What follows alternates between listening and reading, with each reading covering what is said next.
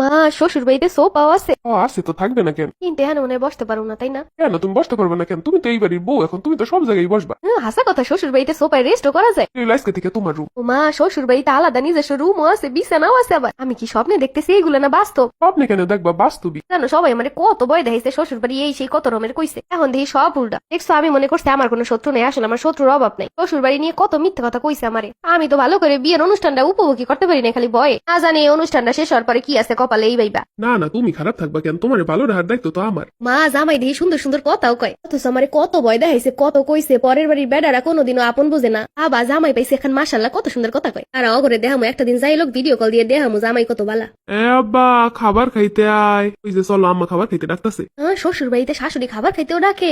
ডাকবে না কেন? এবারই তো তোমার আমার দুজনারই। আবার আপনার শাশুড়ি পাইছি। আবার রান্নাঘরটাও তো খুব সুন্দর। না, আপনার রান্না খেলাম খুবই মজা, আপনি খুবই ভালো রান্না করেন। এমন করে রান্না করে খাওয়াইলে আমি খুশি, আমার আর কিছু লাগবো না। আপনি যে আমার নিজ হাতে এত সুন্দর রান্না করে খাওয়াইবেন আমি কল্পনাও করি নাই। না না, সত্যি সত্যি আপনি আমার আপনার শাশুড়ি। কি কয় এসব? আমি কি করু? আমি তো কালকে থেকে ঘুমামু। আচ্ছা, আমি যাইতেলে আমার আবার ঘুম পাইছে। আবার সুন্দর একটা বেডও দিয়েছেন, ঘুমাইতে খুবই খুশি হয়েছে আপনার প্রতি আমি। আপনারা সত্যি সত্যি ভালো মানুষ। মানুষের কাছে কি শুনছিলাম, আর কি শ্বশুর বাড়ি পাইছি, কপাল কপাল লাগে। হ্যালো মা।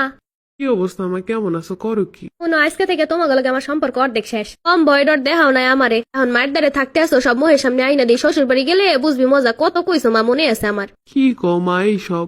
কি কইছি, এ বাড়িতে সব আছে, আরো ভালাই আছি। আরো বেশি বেশি মোহের সামনে আইনে দেয়, খাওন দেয়, সবকিছু দেয়। কত মজার মজার রান্না খাইছি আজকে, শাশুড়ি মোহের সামনে এনে খাওয়াই দিছে। থাকরাই এইসব কই আর লাভ নাই তোমারে। তুমি তো আমারে যাহো না, এত বছর হুনাইছো রাহি। এ কি আমনে শুয়ে পড়মু। এই জায়গায় কেউ কিছু কইব না? মাকে ডাকি কইব? হেগো বাড়ি হেগরে না হইতে দিলেও তো হয় না, কিন্তু ভয় একটাই, লাতি লুতি খাইলে তো পড়ে থাকবো নিচে। এ আব্বা, বৌমারে পাঠা তো। এই তোমার আম্মাই ডাকে, যাও তো। এই সকালবেলা আমার জীবনেও কেউ উঠাইতে পারে না। শ্বশুর বাড়ি না, একটু তো উঠতে হইব। তাই বলে এমনই উঠতে হইব? উঠবো তো অনেক কিছুক্ষণ পরেই। না, একটু কাজ বাজ করতে হইব না, রান্না বান্না। কি রান্না বান্না কালকে আপনার আম্মাই করলো? আম্মাই করছে, কিন্তু তুমি তখন বৌমা ঘরের। কি হইলো, আমি বউ মিলে আমি করুম? হ্যাঁ, আর করবো না, ছুটি হের।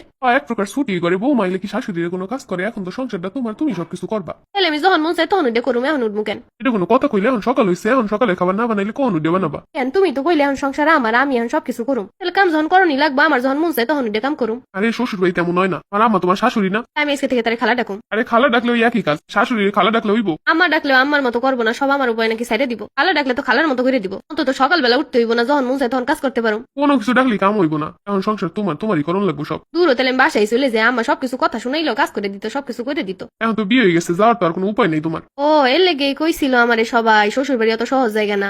সুন্দর সুন্দর কইরা একটা রুম দিল, সোফা দিল, কত কি দেখাইলো। কিন্তু কইলা আমার কষ্ট পাইতে দিবা না, ঠিকছে এই তো ডাইকে উড়াইলা ঘুম দিয়া। কি কইছিল, পরের বাড়ির বেডা জীবনেও বুঝে না কষ্ট। এই যে সব মিলে গেছে এমনই। এটা কোনো কথা? শ্বশুর বাড়িতে তো এগুলো করণই লাগে সবাইরই। আগে কইটা সোজাসুজি আইনে রান্নাঘরে ঢুকাই বলতা, এহানি তোমার থাকতে হইবে, এহানির সব কাম করতে হইব, তাহলে আমি ওইটা মাইনে নিতে পারতাম। বর দিল, রেস্ট করার জন্য সোফা দিল, কিন্তু আমি কোনো কিছুই করতে পারুম না। তা বুঝলাম শ্বশুর বাড়ি মানি আশা নিয়ে বাঁচতে হইবার, কাম করতে হইব।